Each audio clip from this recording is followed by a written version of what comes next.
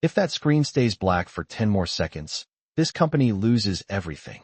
The words cut through the top floor of Cole Dynamics like a wire pulled too tight. Heads turned.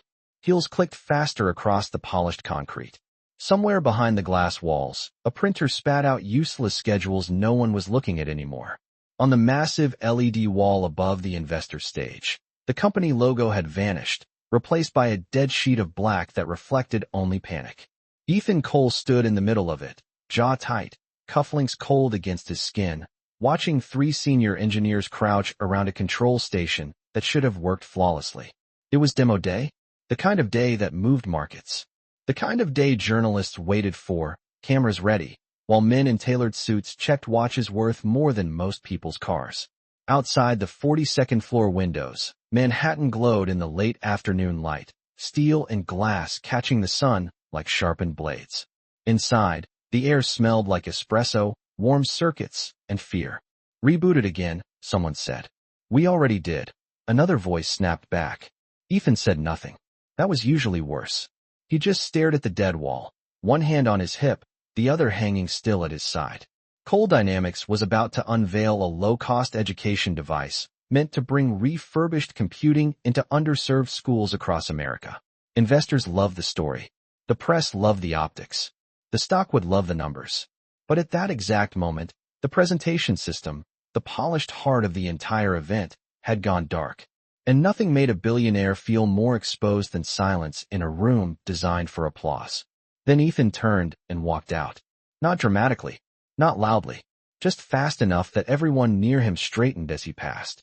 Through the glass corridor, past the wall of framed magazine covers with his face on them, past assistants holding tablets like shields, past the reception desk where no one dared ask if he needed anything.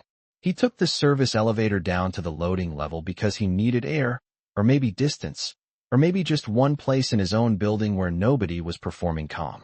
The elevator doors opened to colder light. The polished scent of the upper floors disappeared, replaced by cardboard, dust, rain from the open dock, and the metallic smell of things no one wanted anymore. Stacked beside the freight entrance were 3 gray bins marked e-waste only, filled with dead keyboards, cracked screens, stripped towers, and tangled cords that looked like nests made by machines. That was when he saw her. A little black girl, maybe 9 years old, crouched on an upside-down milk crate beside the scrap bins, as if the whole corner belonged to her. She wore faded jeans, a red hoodie gone soft at the elbows, and a pair of worn white sneakers with one lace a different color from the other. Her backpack sat open at her feet, patched at the corner with silver duct tape. A tiny flathead screwdriver rested between her fingers. Her face was calm, serious in the way only children who had learned to stay small too early ever looked serious. She wasn't playing. She was working. Spread out on a square of flattened cardboard in front of her was the body of a half-broken desktop tower, its side panel removed, fan exposed, memory sticks lined up in a neat row like silver teeth. She leaned in until the cold dock light touched her cheek, brushed dust from a ram contact with the sleeve of her hoodie, then pressed it carefully into place. One of the shipping clerks had stopped to watch. So had a janitor pushing a mop bucket. Neither of them said a word. Ethan should have kept walking. He knew that. The company was seconds from public embarrassment upstairs. But something about the stillness around the girl held him there. She tapped the side of the casing once, listened, then looked toward a disconnected monitor someone must have tossed out hours earlier. Come on, she whispered, so softly it almost disappeared beneath the hum of the freight lights. Then she reached into her backpack and pulled out a single loose cable, bent near the tip, but still usable.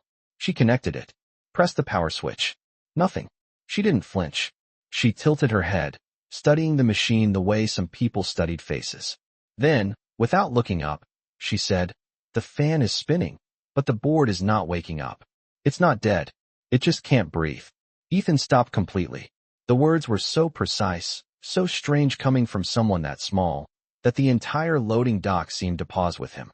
One of the clerks let out a short laugh, like he thought he'd heard a joke, but the girl didn't laugh.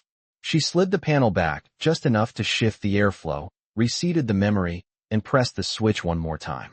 For half a second, nothing happened. Then the old monitor gave a hard electric click. A thin blue line flashed across the screen. The fan caught. The tower hummed deeper. And in the pale industrial light of the loading dock, a machine everyone had thrown away came back to life. The monitor's blue glow reflected in Ethan Cole's eyes for only a second, but it was enough to change the temperature of the dock. The laughter vanished first. Then the little sounds disappeared too. The shuffle of a pallet jack, the squeak of a janitor's cart, the lazy clink of loose metal in the scrap bin. The machine let out a steadier hum now, low and alive, as if it had only been waiting for someone patient enough to listen. The girl stayed crouched beside it, one hand still resting lightly on the open case, not smiling, not showing off, just watching the fan settle into rhythm like that was all she had asked of it. Ethan stepped closer. His polished shoes stopped at the edge of the flattened cardboard she had made into a work surface. From this distance, he could see how carefully everything had been arranged. Screws sorted by size in a bottle cap. Tiny labels written in pencil on scraps of torn notebook paper. One stack marked good. One stack marked maybe. One marked no power. It did not look like a child's game. It looked like discipline. Who let you in back here? The question came sharp from behind him. Rick Dawson was already striding across the dock, his black security jacket unzipped, badge clipped at his belt, irritation written all over his face. He had the stiff walk of a man who liked rules more than people. The moment he saw Ethan standing there, his tone changed, but only slightly. Sir, I am sorry. I did not know someone had slipped past the service gate. The girl looked up then. Her eyes were dark, steady, older than 9 should have looked. Not disrespectful. Not afraid either. Just alert. She reached over and unplugged the machine before anyone could accuse her of doing something reckless. I did not slip in, she said quietly. Mr. Alvarez said I could. Stay by the bins if I did not touch anything still on the carts. She nodded toward the shipping clerk near the dock door, who suddenly looked as if he wished he could disappear into the cinder block wall. She comes sometimes after school, he admitted. Only the scrap, Rick. Things already tagged for disposal. Rick let out a breath through his nose. That does not mean she gets to dig through company property. It was in the trash, the girl said. Ethan glanced at her backpack. The zipper had split near the top. A yellow pencil stuck out beside a tiny spiral notebook thick with folded pages. There was a roll of electrical tape in one side pocket and what looked like half a peanut butter sandwich wrapped in wax paper in the other. He had spent years standing in rooms where people tried to impress him with polished language and smooth confidence. Somehow this child, with dust on her sleeve and a mismatched shoelace, seemed more self-possessed than most of them. What is your name? He asked. She hesitated for one beat, then answered. Amara Brooks. How old are you, Amara? 9. Rick gave a dry little laugh, as if that should have settled everything. Exactly. She is a kid with a lucky guess and a screwdriver. Amara did not look at him. She looked at Ethan. It was not a guess. The words were soft, but they landed clean. Rick folded his arms. Really? She pointed to the open case. The heat sink is clogged. The memory contact was dirty. The fan was spinning, but the system could not complete startup because the airflow was bad and the stick was seated wrong. Ethan said nothing. Not because he doubted her. Because upstairs, 42 floors above the cold dock, he had just heard one of his own senior engineers say almost the same thing about a much more expensive machine only minutes too late. Before he could speak, another voice entered the silence. She is right. Olivia Chun had come down from the demo floor still wearing her event badge and the thin strain of crisis on her face. She was one of the few people at Cole Dynamics who never wasted words trying to sound smarter than she was. She crouched beside the tower, checked the ports, the fan, the memory placement, and then looked up at Ethan. Every part of that explanation is correct. Rick shifted his weight. With respect, Olivia, that does not mean she should be here. Olivia ignored him. Her gaze stayed on Amara now, more curious than cautious. Where did you learn to do this? Amara looked down at the cardboard, almost as if she was embarrassed by the question. Library books, old manuals, videos when the computers at the public library worked long enough. And these. She touched the pile of scrap lightly with her fingertips. People throw away more than they think. Ethan followed her hand. Broken towers, cracked screens, bent cables, dead plastic. All of it beneath the bright white logo stamped on the disposal bin, building tomorrow. The phrase suddenly felt uglier than it had that morning. Do you come here alone? Olivia asked. My mom works nights 2 blocks over at Mercy Linen Supply, Amara said. She picks me up when her shift ends. Ethan looked at the old wall clock above the freight door. 6:12. Too late for a child to be here, too early for a city to care. Somewhere upstairs an event coordinator was probably whispering into a headset, inventing excuses for investors growing impatient in soft chairs. Yet none of that felt as immediate now as the small machine humming on a piece of cardboard between them. Rick cleared his throat. Sir, we need to move. This area is not safe, and the press is already asking questions upstairs. Ethan did not answer right away. He kept looking at the neatly sorted screws, the pencil labels, the tiny hands that had brought dead hardware back from silence. Then he lifted his eyes to Olivia. Bring down one of the failed demo units, he said. The dock went still again. Rick blinked. Olivia stood up slowly. From upstairs. Ethan's expression did not change. Yes, right now. Rick stared at him as if he had misheard. Sir, that equipment costs more than most people make in a year. Ethan's gaze shifted to Amara, who had gone completely still. Then let us find out, he said, what everyone in this building failed to see. No one moved for a full second after Ethan said it. The freight lights buzzed overhead. Rain tapped softly against the half-open dock door. Somewhere deeper in the building, a cart rolled over uneven concrete and faded into silence. Olivia Chun was the first to recover. She pressed her event badge flat against her blazer, turned without a word, and headed back toward the service elevator with the quick, balanced pace of someone who understood exactly how strange this moment had become and intended to meet it head-on anyway. Rick Dawson stayed where he was, arms folded, jaw set, still looking at Amara like she was an error the building had not corrected yet. Amara did not look back at him. She knelt beside the revived tower and began winding the loose cable in careful loops around her fingers, not because anyone had asked her to, but because order seemed to calm her. Ethan watched that too. Small things. The way she kept the screws separated. The way she tucked the bent cable into the side pocket of her backpack instead of leaving it on the floor. The way she made herself useful without asking permission to be seen. He had built a career on noticing what other people missed. Somewhere along the way, he had also built a company large enough to stop noticing people like her at all. The elevator doors opened again less than 2 minutes later. Olivia stepped out pushing a black rolling case the size of a carry-on suitcase, followed by a young systems technician with a flushed face and a lanyard twisted around his hand.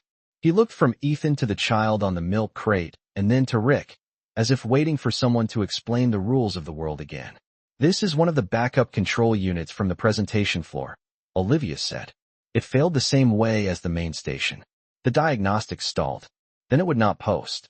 She set the case on an empty shipping pallet and opened it. Dense foam padding framed a compact silver system with clean edges, no dust, no missing panels, no visible wear. It was the opposite of the scrap Amara had been handling. Refined, expensive, untouched by need. Rick gave a short, disbelieving shake of his head. This is absurd. Ethan did not look at him. Open it. The young technician hesitated. Sir, if we damage the warranty seals on this unit, procurement is going to have a stroke. Then let them schedule it for tomorrow, Ethan said.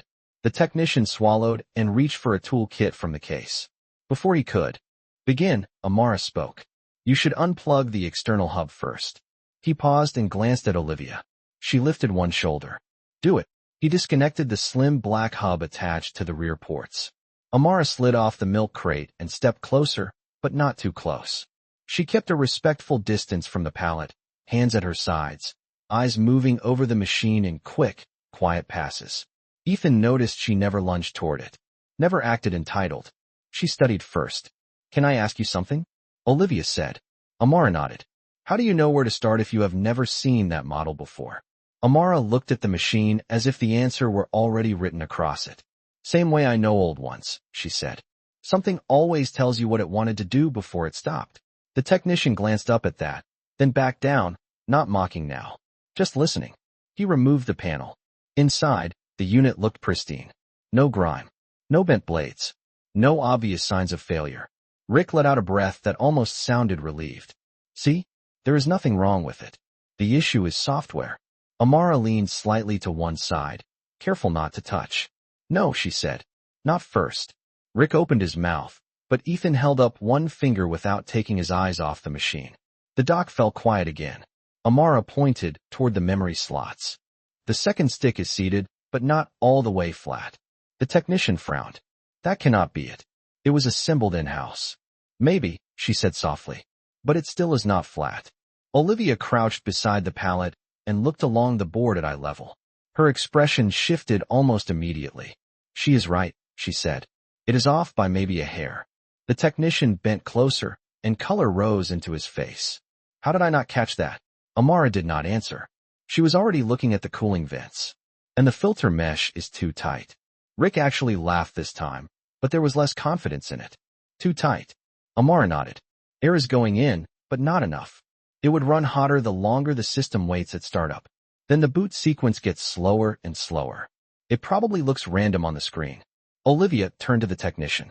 Was the fan curve spiking before failure? He stared at her. Yes. She looked back. At Ethan. That is exactly what we saw upstairs. No one laughed now. The young technician reseated the memory module with a careful press until it clicked flush.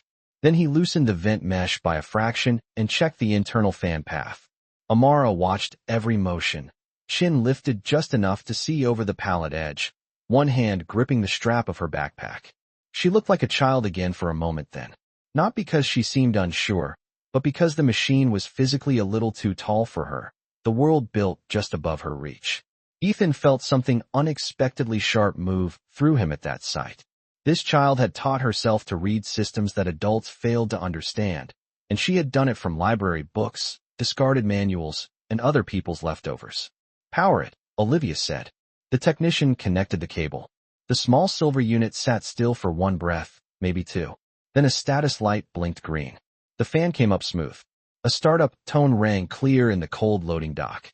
On the connected test monitor, a clean interface appeared without hesitation, bright and steady, and almost insulting in how easily it now worked.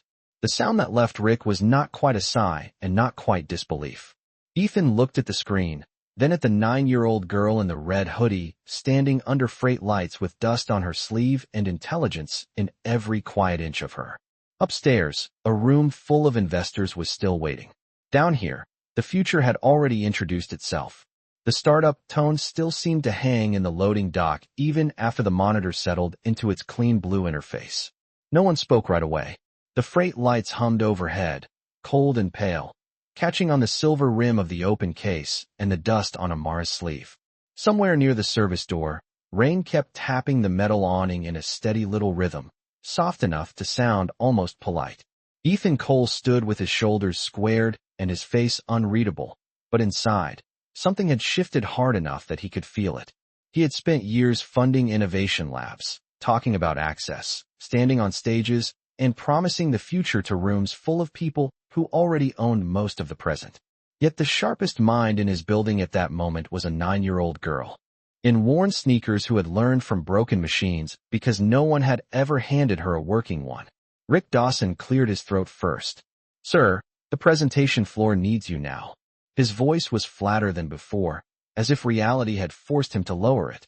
Investors are asking whether there is a delay. Ethan did not answer him immediately. He kept his eyes on the test monitor, then on the compact silver unit now running smoothly as though it had never failed at all.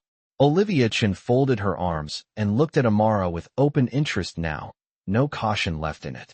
The young technician beside her had gone quiet in the way people do when embarrassment and admiration arrive at the same time.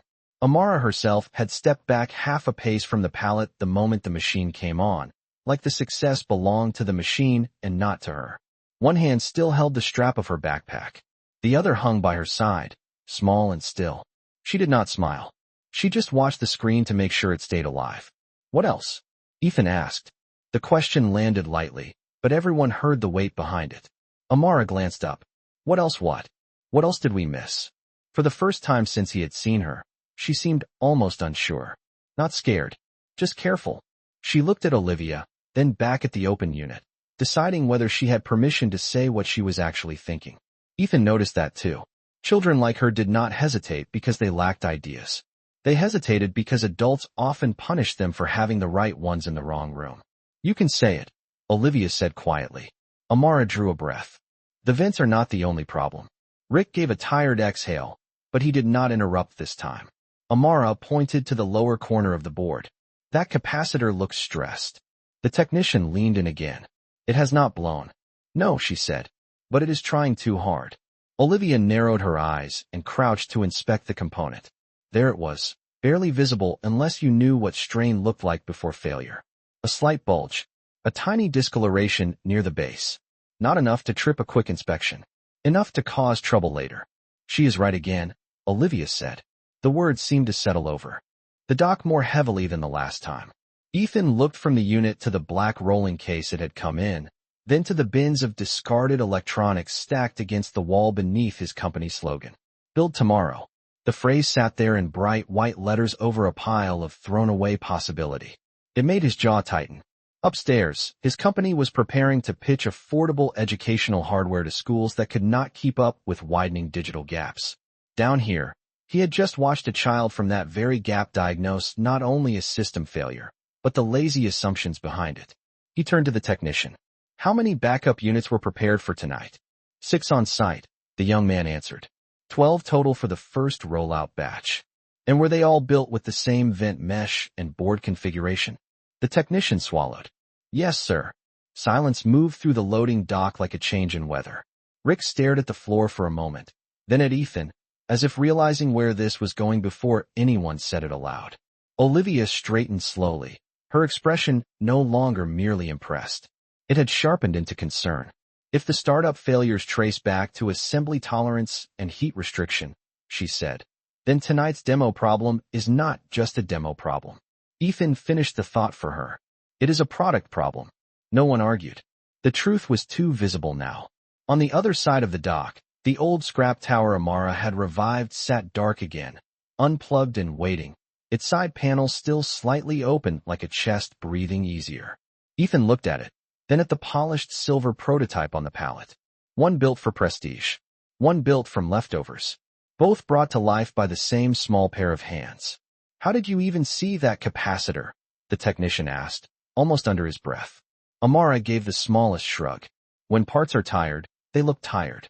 It was such a simple sentence that Olivia let out a short breath that could have been a laugh if the moment were lighter. But it was not light. It was bigger than surprise now. Bigger than a child fixing one machine in a loading dock. Ethan felt it clearly. This was the kind of moment that split a day in half.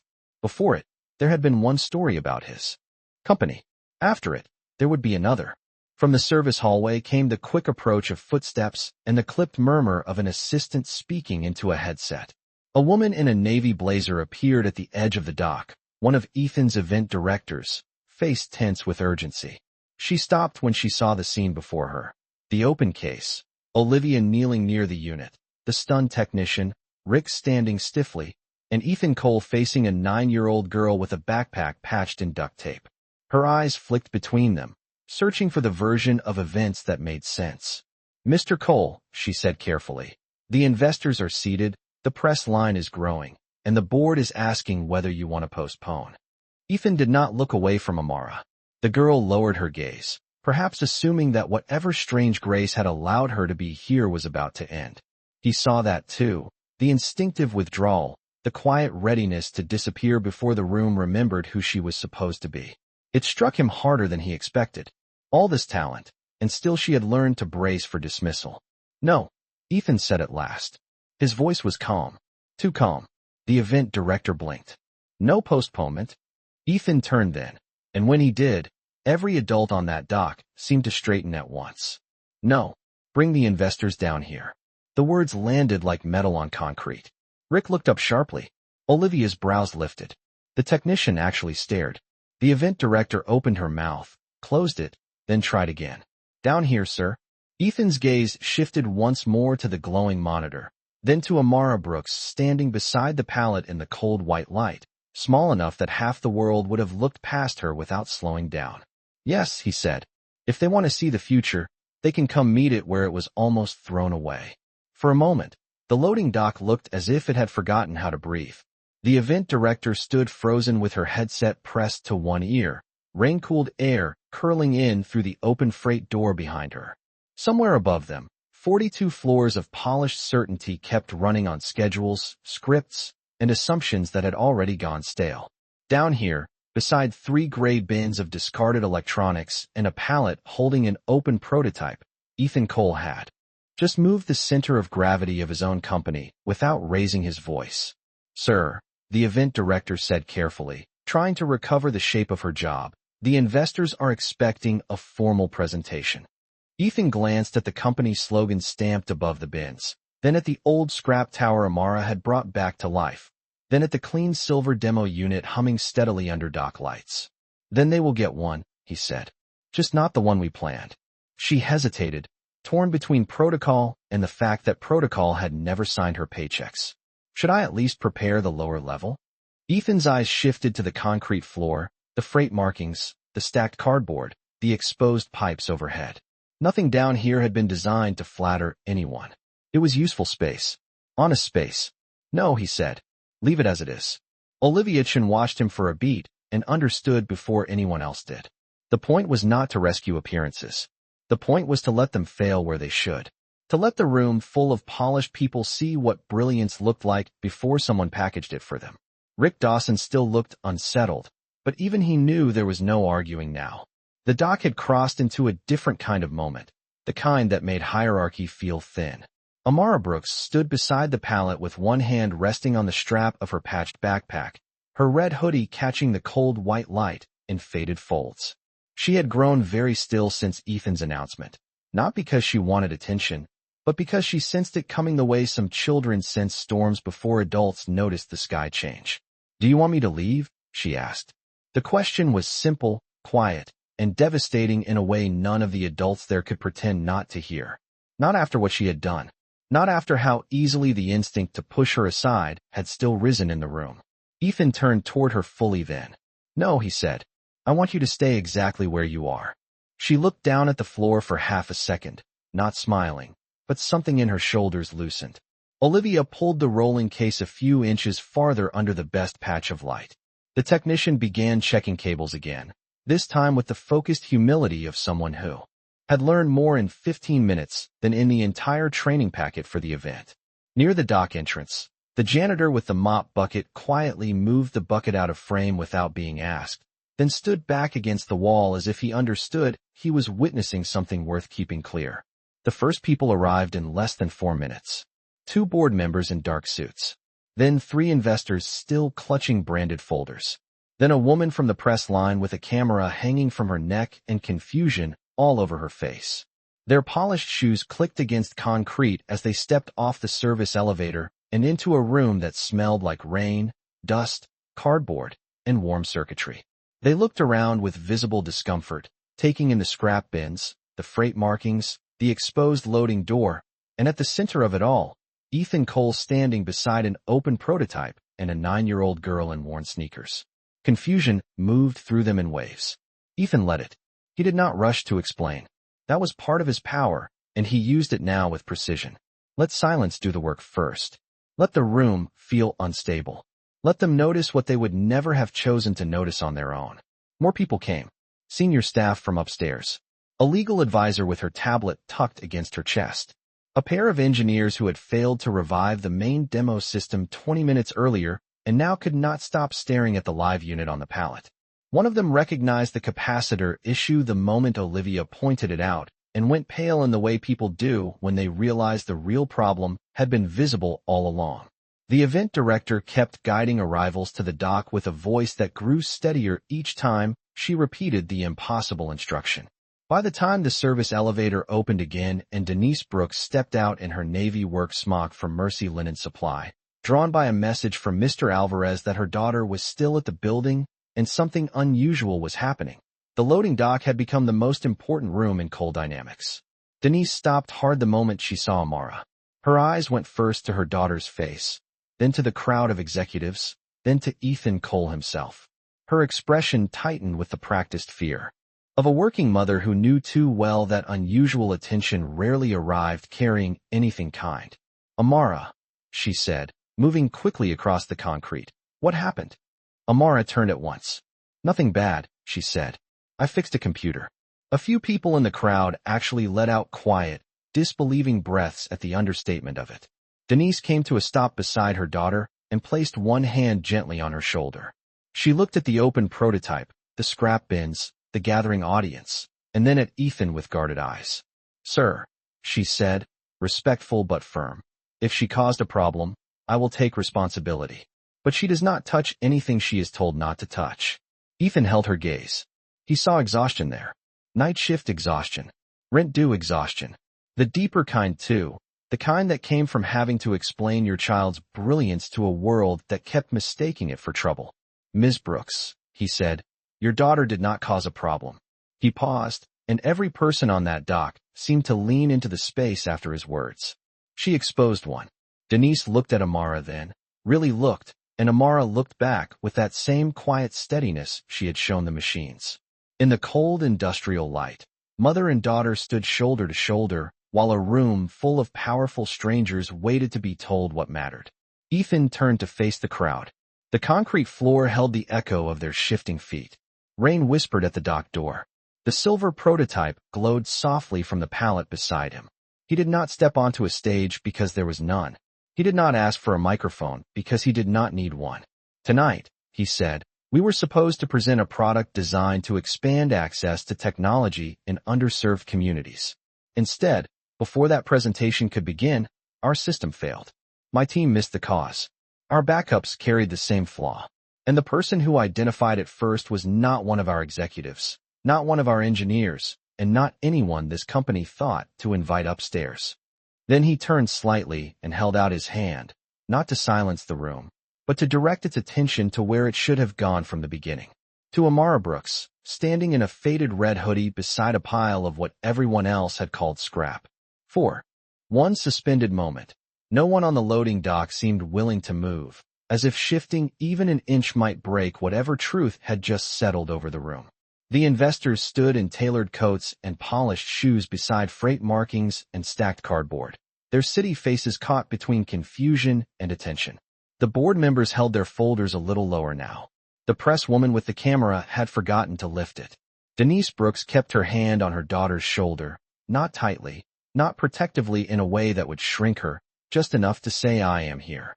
Amara stood in the cold white light with her backpack strap in one hand and her chin level, her faded red hoodie soft at the elbows, her white sneakers planted on concrete that still smelled faintly of rain and machine oil. Ethan Cole's open hand remained angled toward her for one more breath, then lowered slowly to his side. "Her name is Amara Brooks," he said. "She is 9 years old, and in less than 20 minutes, she diagnosed what my company missed." The words moved through the room without needing force. They had their own weight. One of the investors, a gray-haired man with a silk pocket square and the sort of expression usually reserved for airport delays and quarterly disappointments, glanced from Amara to the active unit on the pallet and back again. "You are serious," he said, not to Amara, but to Ethan. Ethan's gaze never left the group in front of him. Completely. Olivia Chin stepped nearer the unit and rested her hand lightly on the edge of the rolling case. Her voice, when she added to the silence, was calm and exact. She identified a seating issue in the memory, restricted airflow from the vent mesh, and stress in a capacitor that had not yet failed but was clearly degrading. All three factors align with the startup instability we saw on the presentation floor. The room absorbed that in pieces. A legal advisor looked up from her tablet. One of the engineers who had failed upstairs lowered his eyes to the concrete. Rick Dawson said nothing at all now. He simply stood with his security badge catching the dock light, and his earlier certainty gone flat in the air. The gray-haired investor's attention shifted to Amara. "Did someone teach you those diagnostics?" Amara looked at him for a second, then at the machine, then answered with the same plain honesty she had used from the beginning. "Not one person." She paused, not searching for words, just choosing the simplest ones. "Books did. Broken computers did. Sometimes the public library computers did, when they stayed on long enough." The press woman finally lifted her camera then, but did not take a picture. Not yet. Something about the moment still felt too raw for interruption. Denise glanced down at her daughter, and then toward Ethan, her expression still careful, still braced, but no longer only fearful. There was pride there now too. Hard-earned pride. The kind that had been taught to stay quiet because loud pride could look like trouble in the wrong room. Ethan noticed that. He noticed everything about the two of them standing side by side. The mother in a Navy work smock from a long shift. The daughter with dust on her sleeve and a mind sharp enough to embarrass an entire product team. He thought of the company's campaign deck waiting upstairs, full of polished language about access, equity, innovation at scale. He could see the slides in his mind, clean fonts on dark backgrounds, every promise shaped for applause. And all at once they felt thin, decorative, cowardly, even. A younger investor near the back, no older than 35, stepped closer to the pallet and peered at the exposed prototype with visible discomfort. Are you saying the rollout batch carries the same flaw? Ethan answered before Olivia could. That is exactly what I am saying. Then tonight should be cancelled. The man said quickly, instinctively, as if withdrawal could still preserve dignity. Ethan turned to him. No, tonight should become honest. That landed harder than any prepared line could have. Across the dock, the janitor who had moved his mop bucket out of the way now stood still against the wall, listening with the quiet expression of someone who had spent years watching important people overlook the obvious. Mr. Alvarez, the shipping clerk who had let Amara sit by the bins after school, rubbed one hand over the back of his neck and stared at the ground, perhaps realizing he had done one small decent thing without knowing it would matter this much. The prototype's fan continued its smooth, low hum. The old scrap tower Amara had revived sat nearby with its casing still slightly ajar, as if refusing to be embarrassed by how easily it had been discarded. Ethan looked from one machine to the other and felt the comparison lodge deep. One unit had been built in a lab with funding, engineers, presentations, expectations. The other had been rescued from a disposal bin by a child with a bent screwdriver and patience. Both were functioning. Only one had been underestimated before it ever had the chance to speak for itself. Amara, Ethan said, and this time his voice softened in a way the room had not yet heard from him that evening. She looked up. Would you show them? Denise's hand tightened for the briefest moment on her daughter's shoulder, not from fear exactly, but from the instinct of a mother who knew how easily public attention could become a test no child asked for. Amara seemed to feel that too. She glanced up at her mother. Denise did not tell her what to do. She only gave the smallest nod, the kind that says I trust you more than this room does. Amara stepped forward. The motion was tiny, but everyone tracked it. She moved to the pallet, set her backpack down carefully beside the flattened cardboard from earlier, and reached toward the unit without touching it at first. If the air gets trapped here, she said, pointing near the vent path, the machine keeps trying harder instead of smarter. The sentence made a few people blink. Not because it was complicated, because it was true enough to sting. She pointed to the memory placement next. And if this sits even a little wrong, the system gets confused before it wakes up all the way. Her finger hovered near the stress capacitor.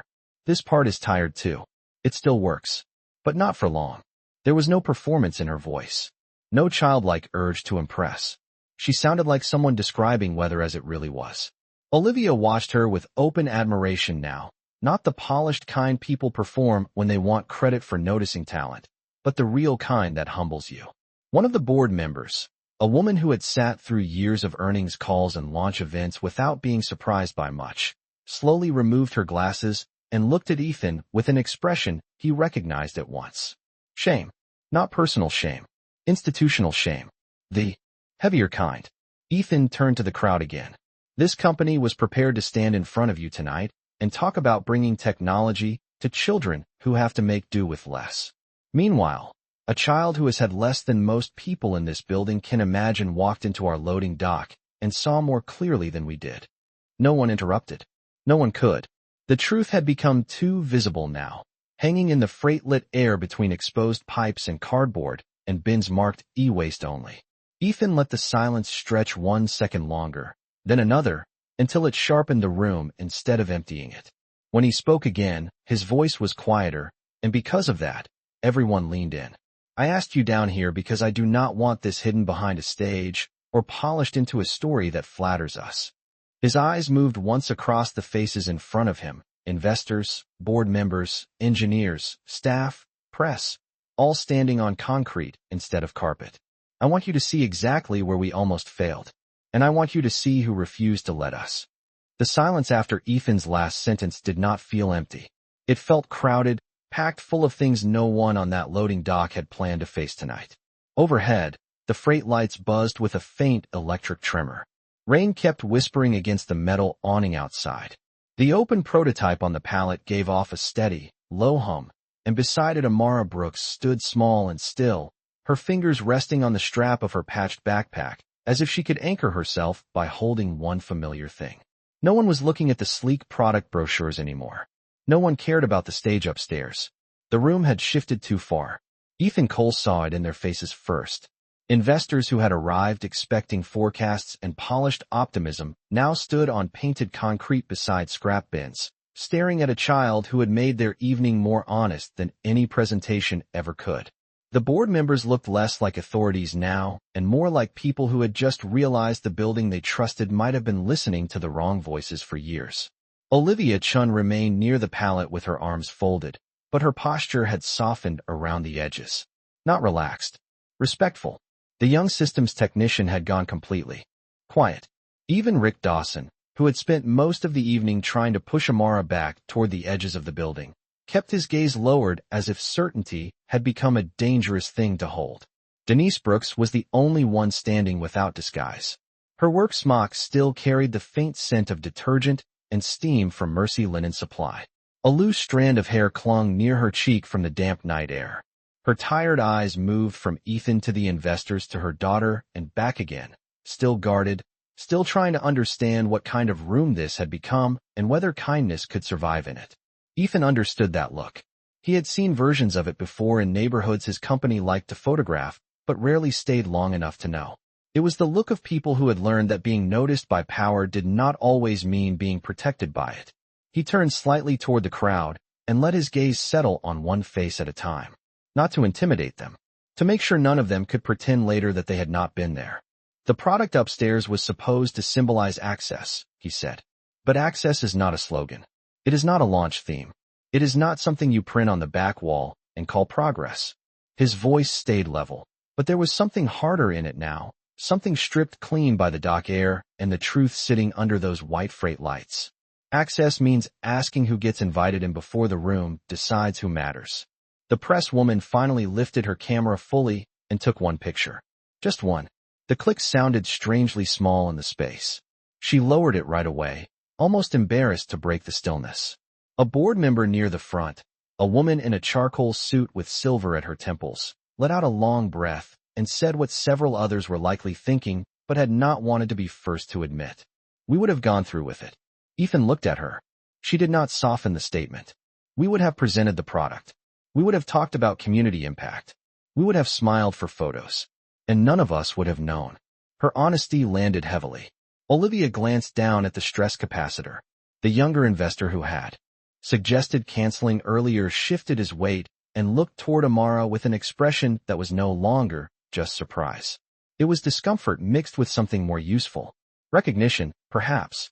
The painful kind. Ethan nodded once. That is exactly why you are down here.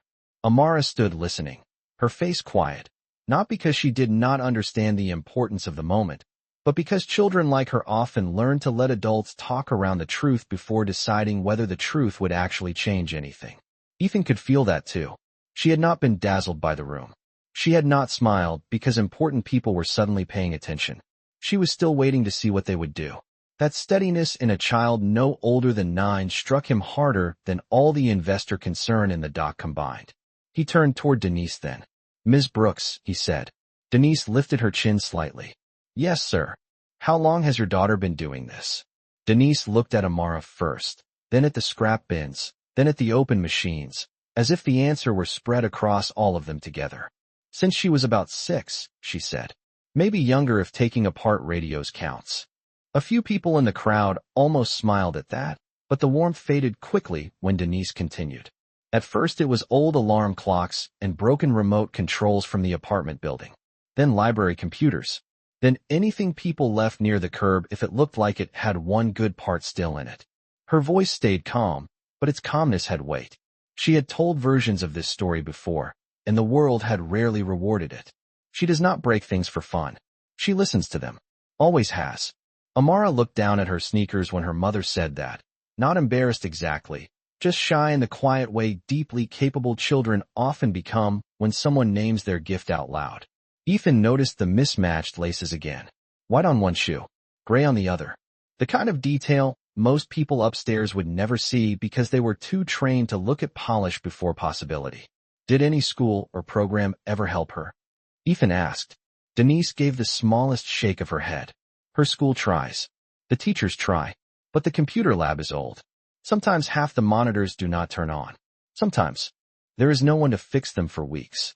She paused, then added with careful dignity. Mostly she teaches herself. The sentence seemed to settle into the concrete. Not dramatic. Worse. Common. Ethan glanced at the active prototype, the smooth silver casing, the soft green status light. He thought of the millions spent developing this rollout, the hours poured into branding, the meetings, the prototypes, the decks. Then he thought of a child learning systems from broken curbside electronics, because the institutions meant to spot her talent had not been built to recognize it quickly enough. One of the engineers who had failed on the presentation floor cleared his throat. His badge caught the dock light as he stepped half a pace forward. Sir, he said, directing the words to Ethan but looking at Amara, I want to say something. Ethan nodded once. The engineer looked at the floor first, then forced himself to raise his eyes. We ran diagnostics 3 times upstairs. We trusted the software report. We looked for the expensive explanation first. His mouth tightened, not with shame alone, but with the effort of saying something true in front of people trained to protect themselves. She looked at the machine. He swallowed. That sounds simple, but it is not. We missed what was physically there because we assumed the system would tell us what mattered. Amara listened without changing her expression. Denise, though, turned and looked fully at the engineer, perhaps surprised by the apology hidden inside the statement. Olivia spoke next, quiet and clear. That is not just a technical failure. That is a cultural one. No one disagreed. Rick shifted where he stood near the freight door, uncomfortable now in ways a security manual could not help him with. Ethan followed the thread all the way to where it had to lead. Then let us stop treating tonight like a launch problem, he said. It is a mirror. The room went still again. Ethan stepped toward the pallet, stopping a few feet from Amara so that he did not tower over her more than he already did. His suit jacket caught a streak of white light. The concrete beneath his shoes was still damp near the edge of the dock, where rain had blown in. He looked at the child who had walked into his building through the least glamorous door and shown everyone there. What vision actually looked like. Amara, he said softly, and for the first time all evening, his voice carried no distance at all. If you had a real lab, real tools, and people who listened to you the first time, what would you build? The question landed differently than everything before it. Not about what she had fixed, about what she could become if the world stopped making her start from scrap. The question did not disappear after Ethan asked it. It stayed in the air beneath the freight lights, soft and impossible to ignore. Rain whispered beyond the loading bay. The active prototype kept humming on the pallet, a clean mechanical breath inside a room that had suddenly become too human for anyone to hide comfortably in it. Amara Brooks looked up at Ethan Cole as if she were checking whether he meant it. Not whether he said it. Whether he meant it. There was a difference, and children who grew up with very little learned it early. Her fingers tightened once around the strap of her backpack, then loosened. Denise stood beside her in silence, tired eyes fixed on her daughter, not urging, not protecting, just giving her the room to answer in her own time. The investors, the board, the engineers, the event staff, even the woman from the press line, all seemed to lean into the pause without moving. Ethan waited. He had built empires on timing, but this did not feel like a moment to fill. It felt like a moment to earn. Amara looked down briefly at the open prototype, and then at the scrap tower she had revived earlier, its side panels still not fully closed, its insides exposed without shame. When she finally spoke, her voice was quiet enough that the room had to become even quieter to hear it. I would build computers that do not get scared of old parts. A few people blinked. Not because they did not understand, but because they did. Amara kept going, eyes still on the machines and not on the adults. Everybody always wants the new thing first, but a lot of old things still want to work. They just need help breathing, or one piece that still believes in them. Olivia Chen lowered her arms. The words were childlike only on the surface. Underneath them was an entire design philosophy, one that no investor deck upstairs had touched with half that clarity. Ethan felt it immediately. So did the others. The board member with silver at her temples took off her glasses again and held them lightly in one hand, no longer pretending this was just an unusual interruption to a product event. Denise's expression changed in the smallest way, pride rising behind caution like warmth behind glass. Amara shifted her weight from one sneaker to the other and went on, a little steadier now that she had started. I would make them easier to open too, so kids can learn what is inside without breaking the whole thing. And I would color code the important parts. Not because people are not smart, just because it helps when no one is there to teach you. Olivia's mouth softened at that. The young systems technician stared at the open prototype as if seeing its sleek, sealed perfection for the first time as a kind of failure. Ethan glanced at the casing too. Beautiful, efficient, intimidating. Built by experts for controlled environments. Not built for curiosity.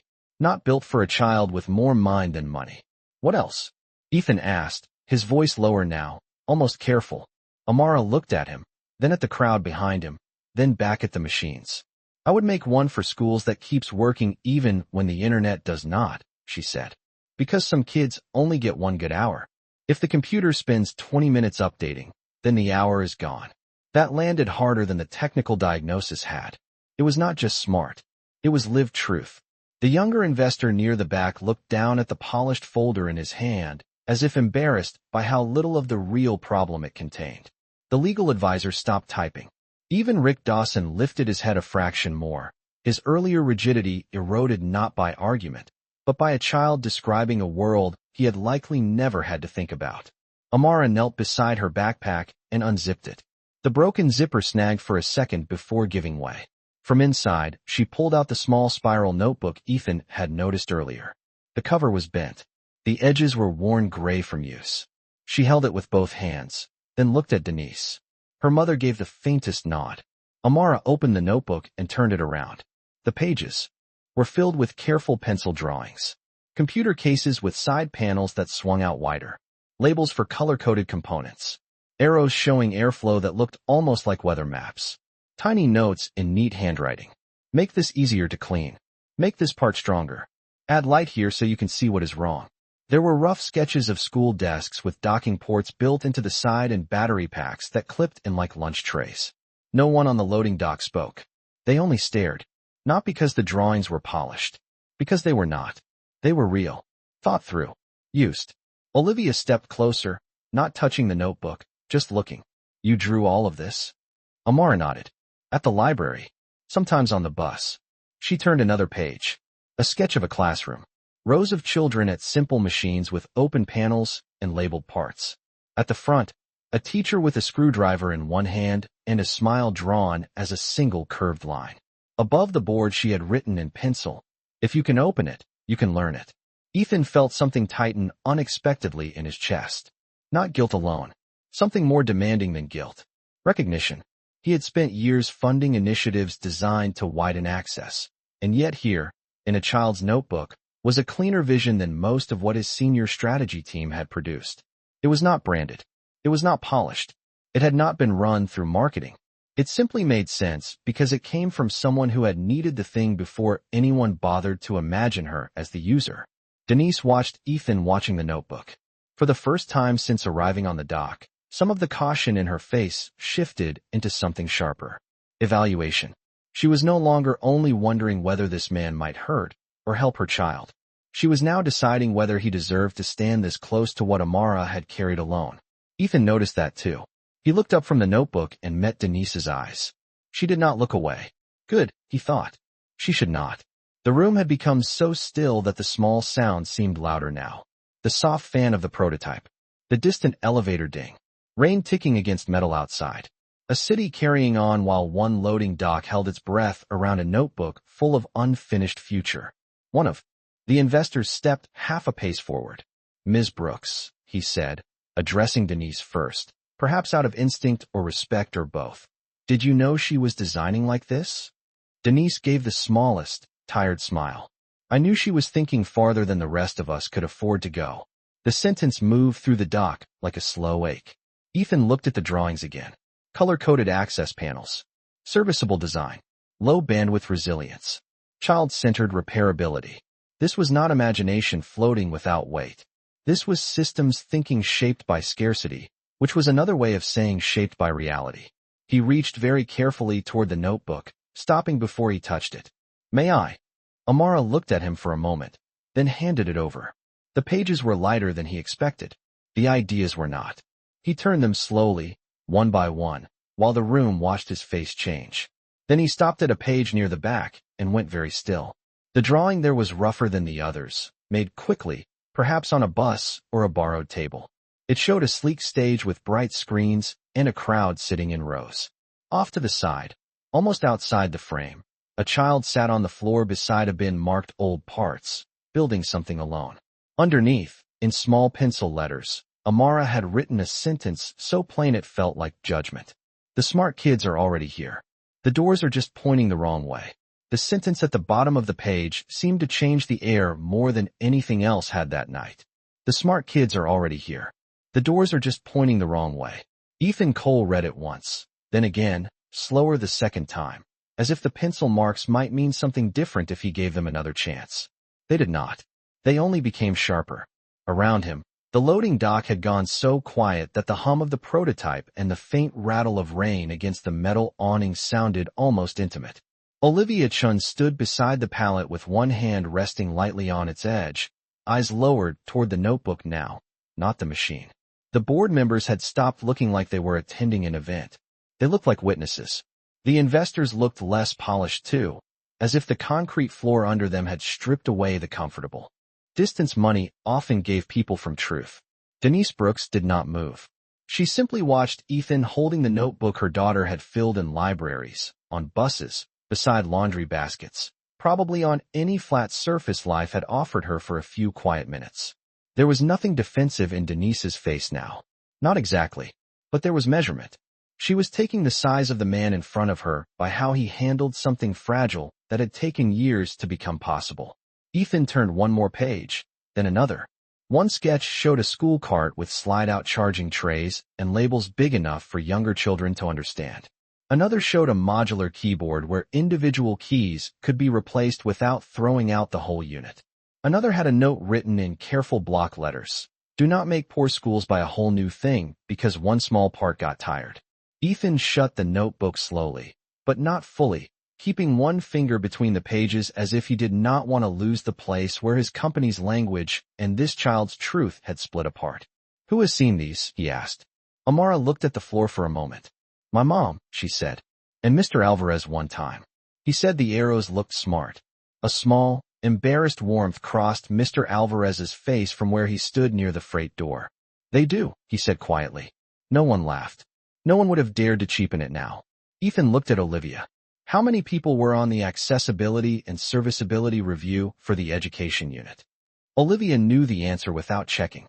7 on the core product team. 12 in design review. Outside advisors on classroom durability, shipping, and software deployment. Ethan let that settle for half a second. And none of them wrote this. It was not an attack. That made it worse. It was an observation too true to defend against. One of the board members, the woman in the charcoal suit, folded her arms tighter across herself as if the dock had suddenly become colder.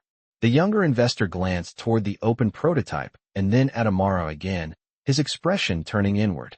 Ethan handed the notebook back with both hands, more carefully than he had taken it.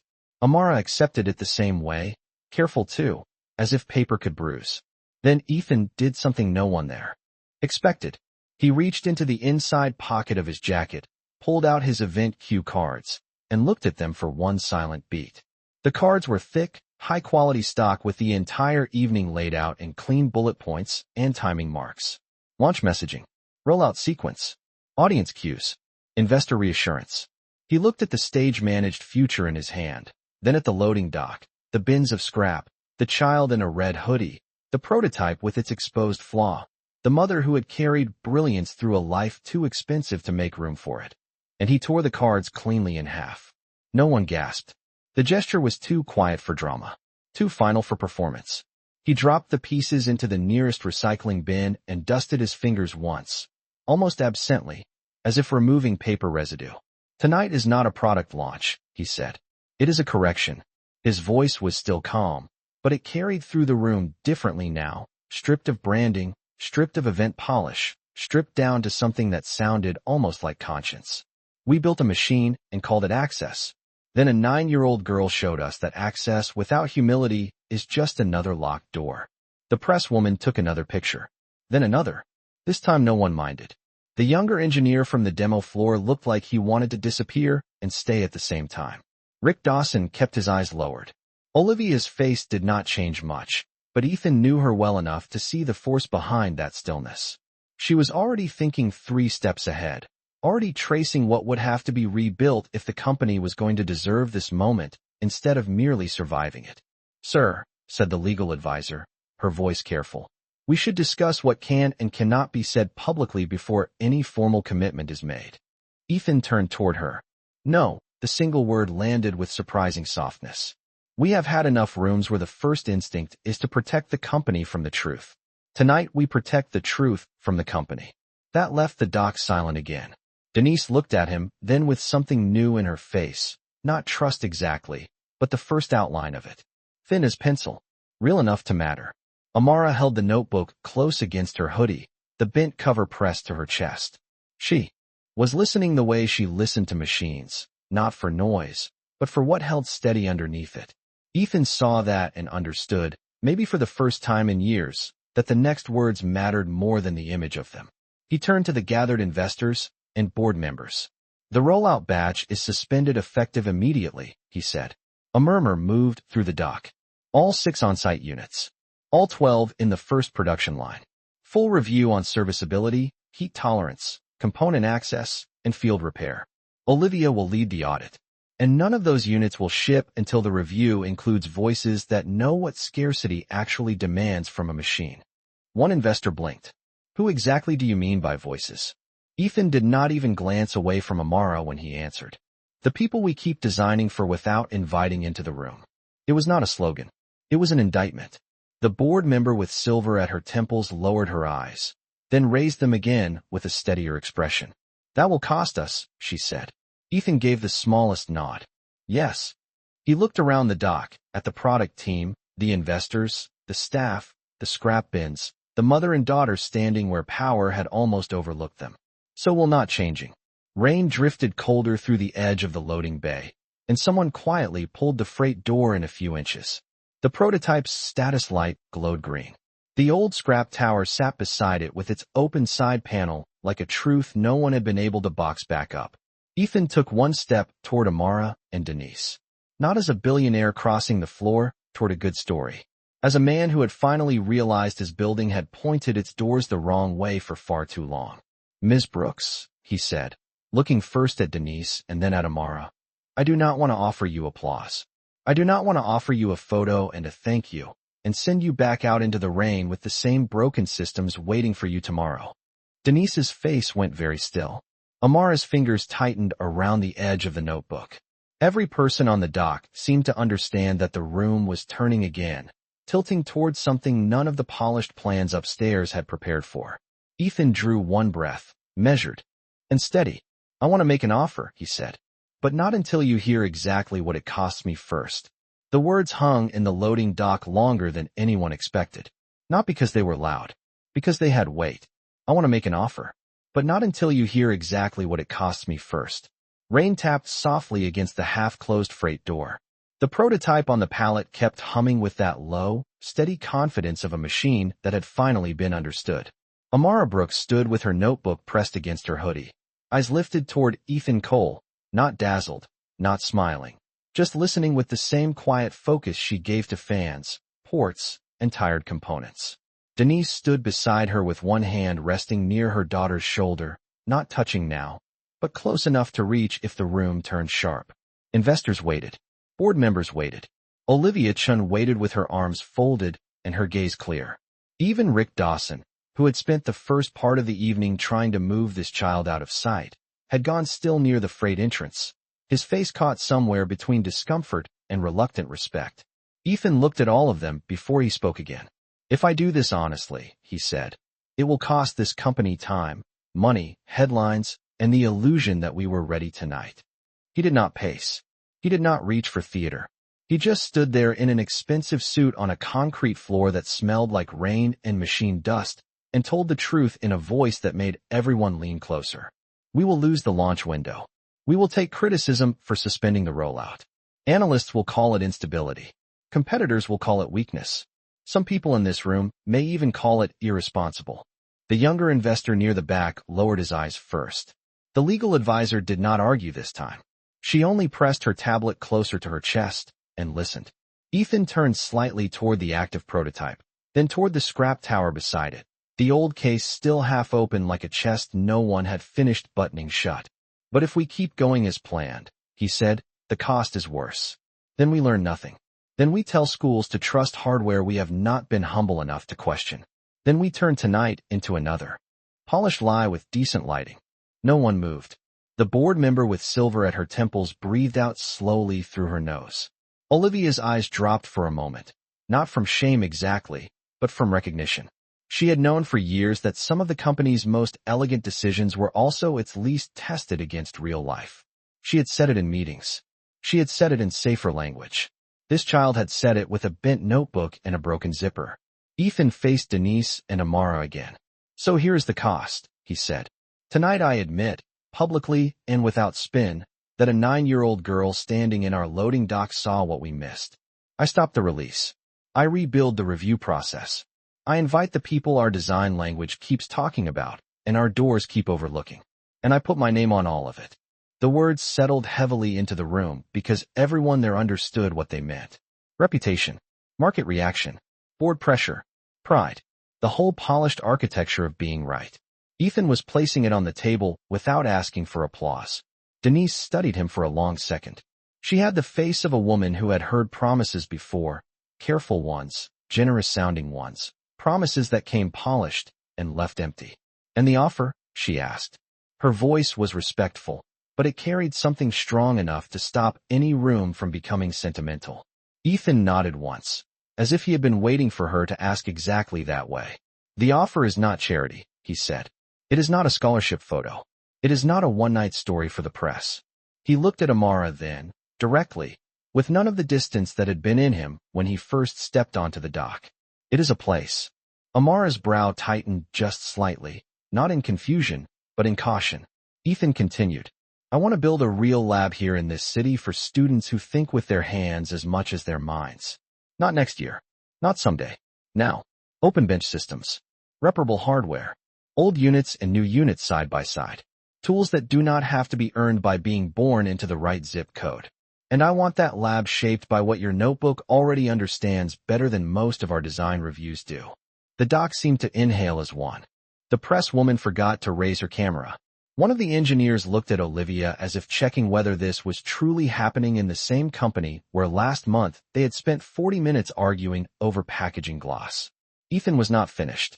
For Amara specifically, he said, I want to fund her education fully for as long as she wants it. I want her to have real equipment at home, broadband access, mentorship if she wants it, space if she needs it, and legal protection around anything she designs under her own name. That last part made Olivia lift her head more sharply. It was not a sentimental offer. It was a serious one, designed not only to help, but to keep help from becoming theft. Denise heard that too. Ethan could see it in the shift of her eyes. Still, she did not soften completely. Not yet. And what do you get? She asked. Around them, the freight lights buzzed softly. Rain traced a colder line down the edge of the dock opening. Amara held her notebook tighter, the bent cover pressing into her hoodie. Ethan answered without hesitation. A chance to stop being the kind of man who funds the future from a stage while ignoring it in the service hallway. That made the room go still in a new way. More personal. More dangerous because it was no longer about product error alone. It was about him. Denise looked at him for a long moment, and for the first time all night, something in her expression eased without disappearing. Not trust, not fully, but the hard refusal to believe was loosening. And my job? She asked quietly. Ethan's gaze did not leave hers. You should not have to choose between paying rent and protecting your daughter's gift, he said.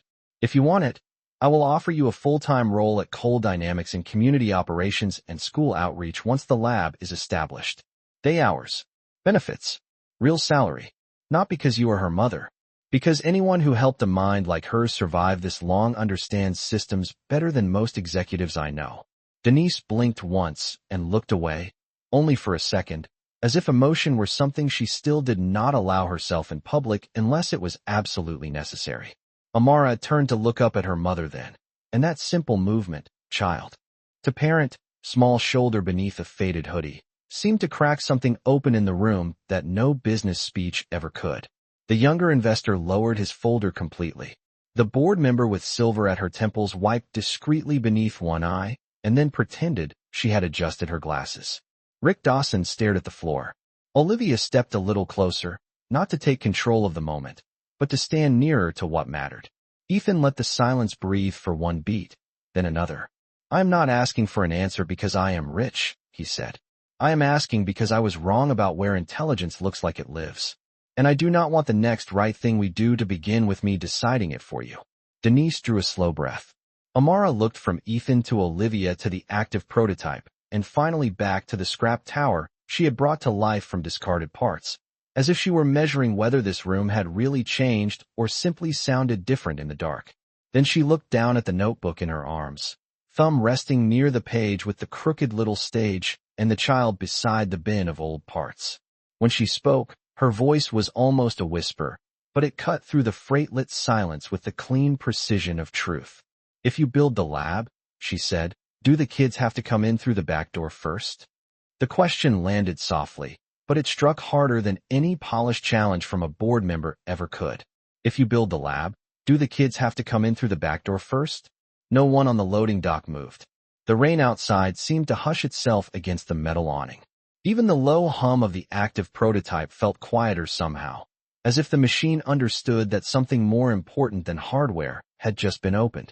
Amara Brooks stood with her notebook held against her chest, chin slightly raised, dark eyes fixed on Ethan Cole with the same steady patience she had shown every broken machine that night. She was not accusing him. That was what made it worse. She was asking the most honest question in the room. Denise Brooks closed her eyes for half a breath, not out of embarrassment, but out of recognition. She knew. That question. She had lived inside it for years. Different building. Different words. Same door. Ethan felt the answer arrive in him before language did. Not a strategy. Not a defense. A plain, clean sting of truth. He looked at the freight markings on the concrete, at the service elevator, at the bins stamped e-waste only, at the exposed pipes overhead, at the place where his company had nearly thrown away both a machine and the child who understood it. Then he looked back at Amara. "No," he said. His voice was low, but it did not shake. "They come through the front." The words hung in the cold dock air, and for the first time all night, something like warmth moved through the room without anyone needing to speak it. Ethan was not finished. He stepped slightly aside and pointed toward the service hallway behind him, then toward the distant elevator bank that led up to the shining lobby, the glass walls, the reception desk, the magazine covers with his face on them. "Not just in theory," he said. "Not just in a brochure. The entrance matters. What a building tells you before anyone says a word matters. So the lab will not be hidden in a basement or tucked behind shipping or placed where kids have to feel lucky just to be tolerated." He paused, and the board members listened more carefully than they had listened to any slide deck that evening. "It will sit where every visitor can see it. Glass walls, natural light, street-facing. The first thing people notice when they walk in." Olivia Chun let out the faintest breath through her nose, almost like relief. The younger investor looked up for the first time in several minutes. Denise did not look relieved yet. She looked attentive. That mattered more. Ethan turned toward the board members now, making sure they heard the next part not as sentiment, but as instruction. "And the access policy will be written before the design drawings are approved. No invitation-only entry. No hidden prerequisites. No polished gatekeeping disguised as safety standards. If a child wants to learn, the building will know how to welcome them before the adults do." The woman in the charcoal suit with silver at her temples nodded once, slowly, as if accepting both the wisdom and the rebuke inside it. The legal advisor began typing again, but differently now, not to limit the moment, but to capture it before the company could wriggle away from its own promise. Amara kept watching Ethan. Children saw quickly when adults were performing for each other. Ethan understood that she was still deciding whether he meant any of this beyond tonight. He He respected her for that more than he could explain. And one more thing, he said, turning back to her. No one enters through the back unless they work there and choose that door because it is convenient, not because someone thought it was the right place for them. A small silence followed, and in that silence something in Denise's face finally softened all the way to the edges.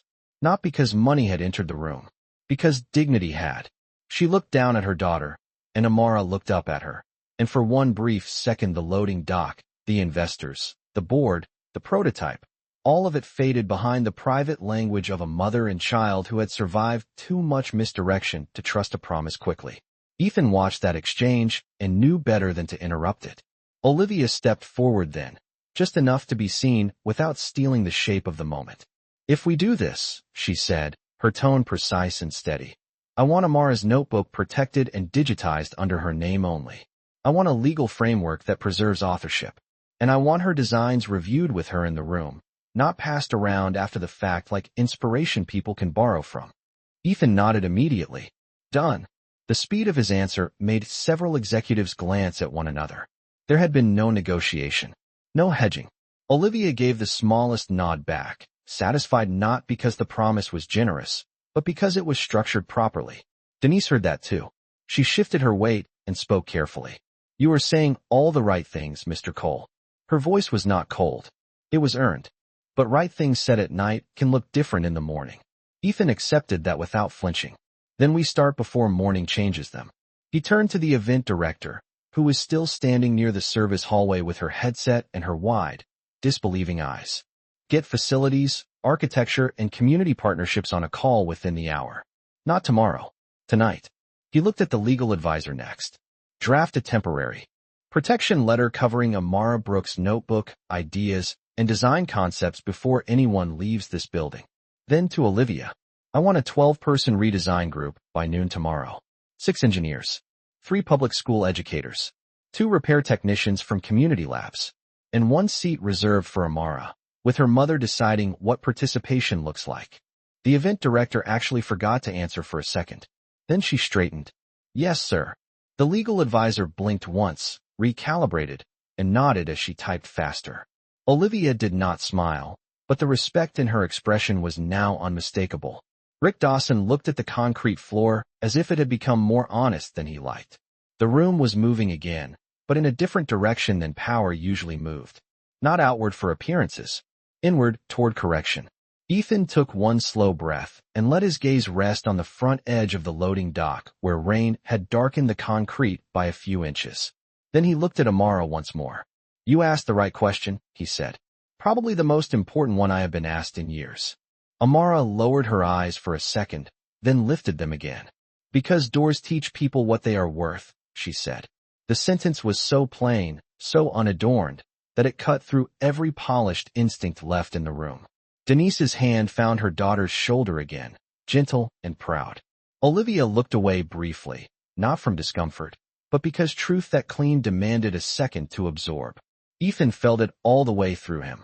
Boardrooms, keynotes, foundation dinners, media tours, all the places he had spoken about access without once reducing the problem to its most human shape. Doors teach people what they are worth. He turned slowly toward the freight entrance, where the loading dock opened to the wet city night and the service alley below the bright tower. Deliveries came through there. Waste left through there. People who were useful but not meant to be noticed passed through there every day.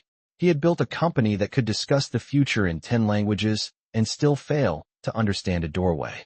Then the first thing we redesign, he said, is not the machine. He looked back at the room, at the investors, the engineers, the board, the staff, the mother, the child. It is the welcome. The words settled over the loading dock with the kind of quiet that changes people before they admit it. It is the welcome. Rain traced silver lines beyond the half-closed freight door. The old scrap tower sat with its side panel still open, unashamed of its scars. Beside it, the active prototype hummed softly on the pallet, green light steady now, as if it too had decided to stop pretending it had been fine all along. Ethan Cole stood between the two machines and looked at the room he had pulled out of polished safety and down into concrete truth.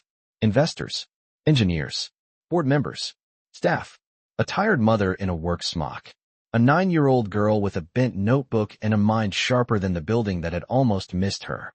He had spent years believing transformation required scale first. That night, under freight lights and exposed pipes, he understood that sometimes it required embarrassment first. Then we do not wait, he said. His voice did not rise. It did not need to. Effective tonight, the education rollout is suspended. The review begins now. The redesign begins now. And the first draft of this lab begins now. The event director moved before anyone else could, already speaking into her headset, her voice low and urgent as she called facilities, architecture, and operations back into a night they had not expected to keep working. The legal advisor stepped closer to Olivia, already outlining language on her tablet for temporary design protection, authorship safeguards, and emergency documentation of every sketch in Amar's notebook. The board members did not object.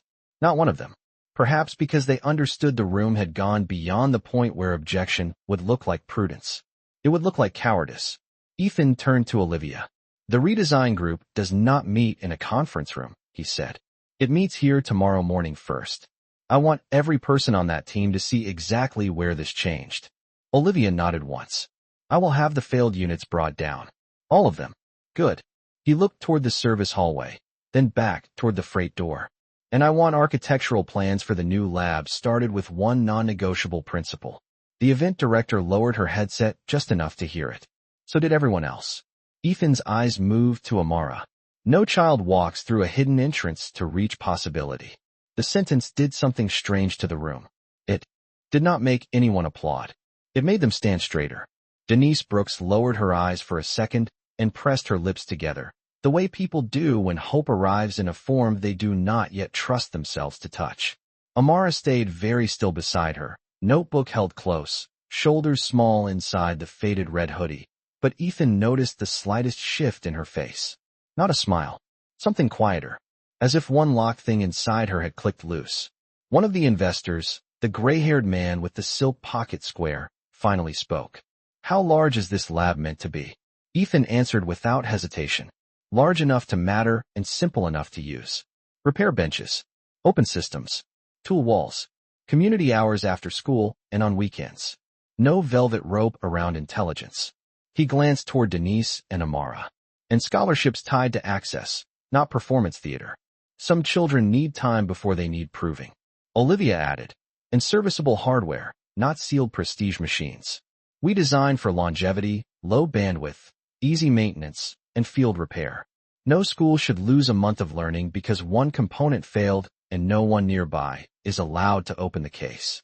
The younger investor looked almost startled by how obvious it sounded once spoken plainly. That would change the whole product line, he said. Yes, Ethan replied. That is the point. The board member with silver at her temples stepped closer, removing her glasses again and holding them loosely in one hand. You realize this becomes the story now, she said. Ethan looked at the scrap bins, then at the little pencil notebook in Amara's arms. It should. He turned back to the room. Not because it flatters us. Because it corrects us. The press woman raised her camera, then hesitated. May I? She asked, looking not at Ethan this time, but at Denise. That mattered. Denise looked down at her daughter. Amara thought for a second and then nodded once. The shutter clicks that followed were gentle, almost respectful. No one crowded them.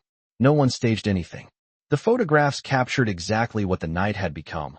A loading dock, 2 humming machines, a billionaire stripped of script, and a black child who had made an entire company face its own blind spots under industrial light. Ethan reached into his jacket again, but this time not for cue cards. He removed his phone, unlocked it, and handed it to Olivia. Open a live internal stream, he said. All offices. All staff. I want everyone in this company to hear the reset from the place where it became necessary. Olivia's brows lifted, but only for a second. She took the phone, opened the internal broadcast channel, and turned the screen toward him. A small red icon appeared. Live.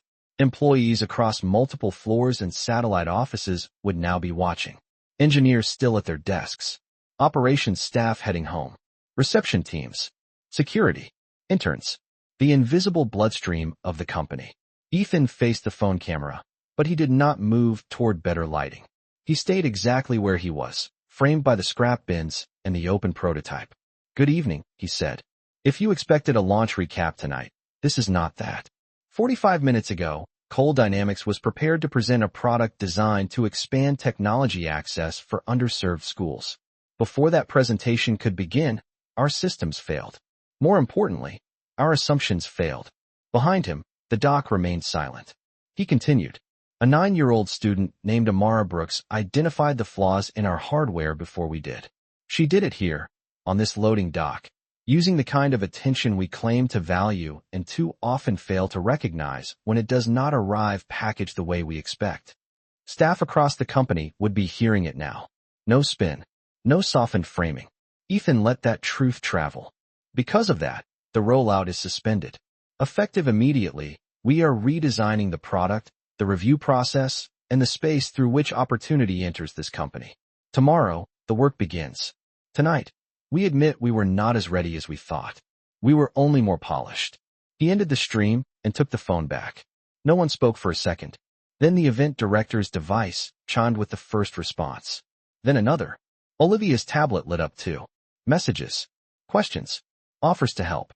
Some shocked, some ashamed, some grateful someone had finally said aloud what had been hiding in the walls. Ethan did not check his screen. He looked at Denise. "I want your answer when you have slept," he said. "Not tonight, not under pressure. But the offer stands exactly as given, and it will still stand in the morning." Denise held his gaze. "That matters," she said quietly. "Thank you." It was not acceptance. It was something better. Respect given carefully, earned 1 inch at a time. Amara shifted her notebook under one arm and looked toward the open freight door where the wet city night waited beyond the alley. "If the lab gets built," she said, "can kids fix things there that are not computers too?" Ethan looked at her. "What kind of things?" She shrugged, eyes on the rain-dark concrete. "Anything people threw away too early."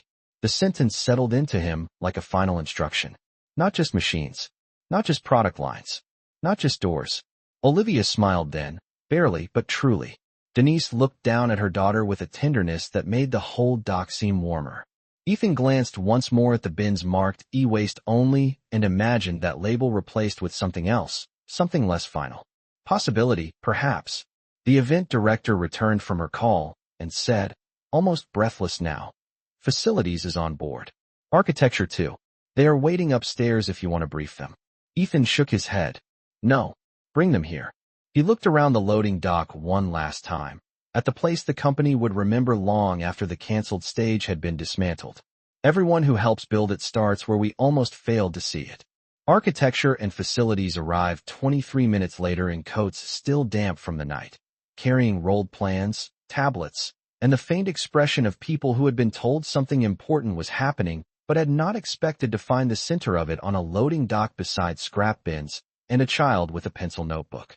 By then the room had changed again. Not in volume. In gravity. The investors had stopped checking their phones. The board members had stopped whispering to one another.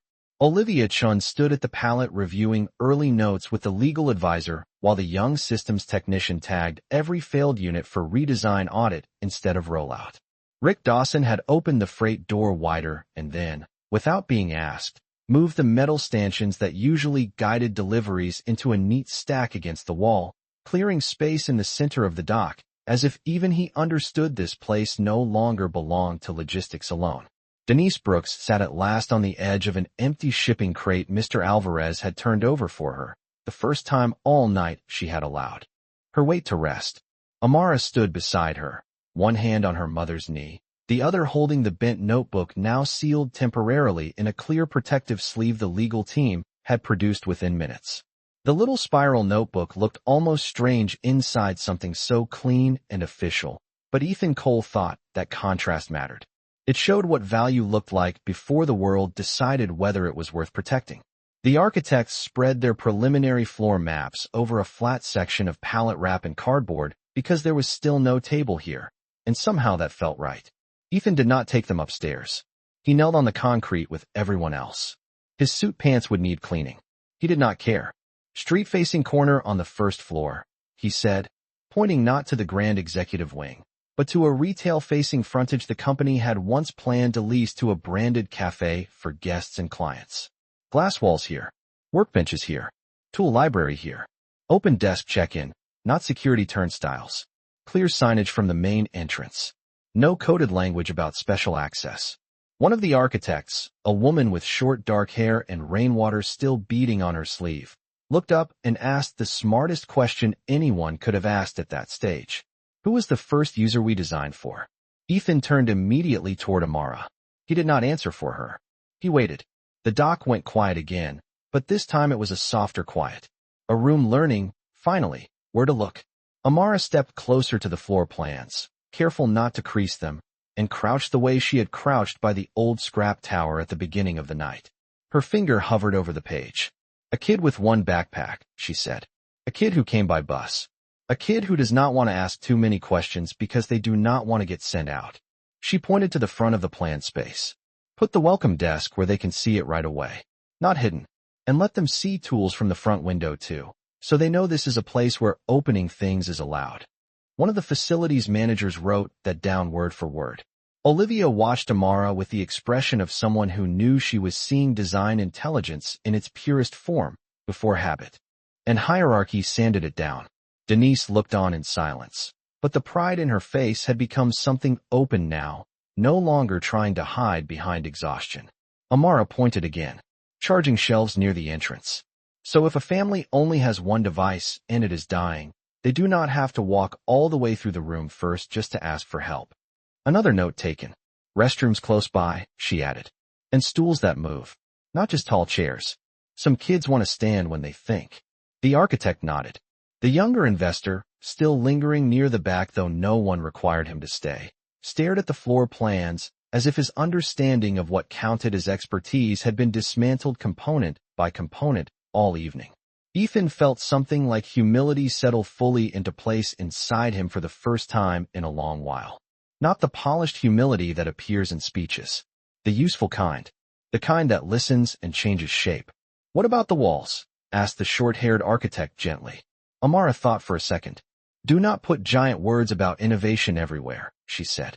A few people almost smiled. She continued, serious as ever. Put pictures of what is inside things. And instructions. And notes from kids who fixed something. So it feels like people like them belong there already. Denise closed her eyes briefly, then opened them again, and Ethan knew exactly why. Because belonging was expensive in this city, and her daughter had just described a room where it would not cost extra. The board member with silver at her temples stepped forward and said quietly, almost to herself, we were going to put a coffee bar there. Ethan looked at the floor plan, then at Amara, then at the old scrap tower. Not anymore, he said. By midnight, the first temporary documents had been signed. Authorship protection, educational funding draft, compensation review for Denise's prospective role, audit orders on the education rollout, internal redesign mandate. Nothing glamorous. Everything real. The loading dock had become a place where paper finally served truth instead of hiding it. The press woman had long since lowered her camera and simply stayed, as if she knew some stories needed to be watched to the end before they were written. Mr. Alvarez brought 2 vending machine hot chocolates without asking who they were for and set them beside Denise and Amara. The cups warmed the air with a faint smell of cocoa and powdered milk. Amara wrapped both hands around hers and looked at the floor plans again through the rising steam. Ethan stood a few feet away and watched her, the child who had walked in through the wrong door and quietly redirected an entire company. It struck him then that wealth was not power at its best. Attention was. Where you placed it. Who you gave it to. Who you had trained yourself not to see. Ms. Brooks, he said at last, and Denise looked up.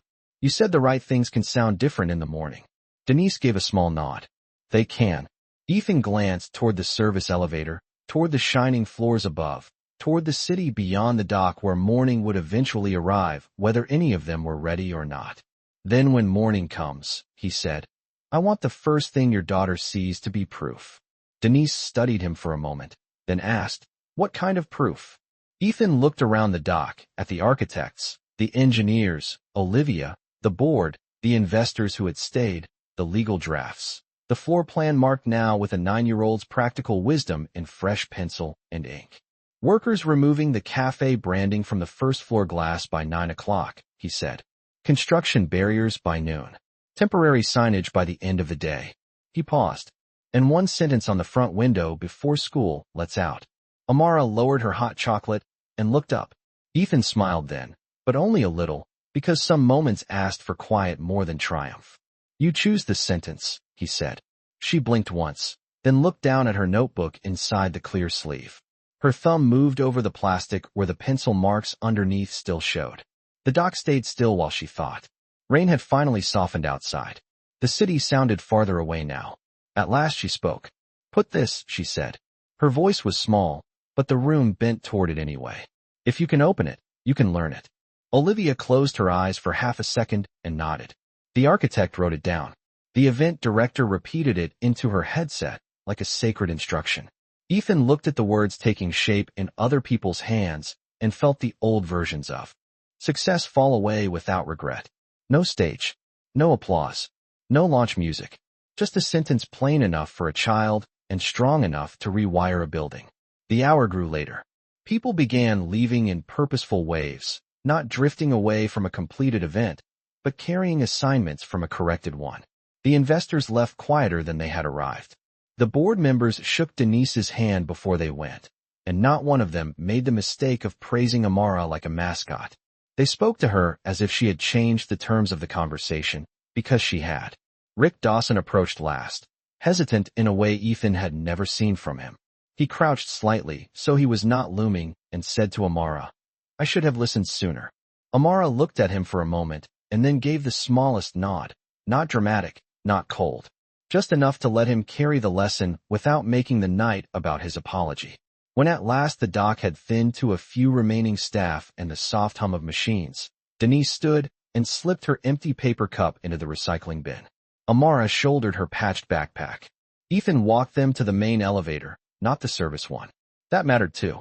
The polished lobby upstairs was empty now, the giant screen dark, the event banners already being rolled away by a crew working under new instructions. The front doors of the building stood beyond the marble floor and revolving glass, opening to a city washed clean by rain. Denise noticed the route immediately. So did Amara. No one said anything about it. They did not need to. At the doors, Ethan stopped. Denise faced him first. We will be back in the morning, she said. It was not a promise made lightly. It was an answer. Ethan nodded once. I will be here. Then Amara looked up at the glass frontage where, by tomorrow night, the first window would carry her sentence into the street. She held the clear-sleeved notebook against her chest, and the lobby lights caught the pencil lines beneath the plastic. For a moment she seemed very small again, just a 9-year-old in worn white sneakers with mismatched laces standing under lights built for adults. Then she looked at Ethan and asked, Do you think old parts know when somebody still believes in them? Ethan glanced back. Through the building toward the loading dock, toward the scrap tower, the failed prototype, the changed plans, the room where everything had turned.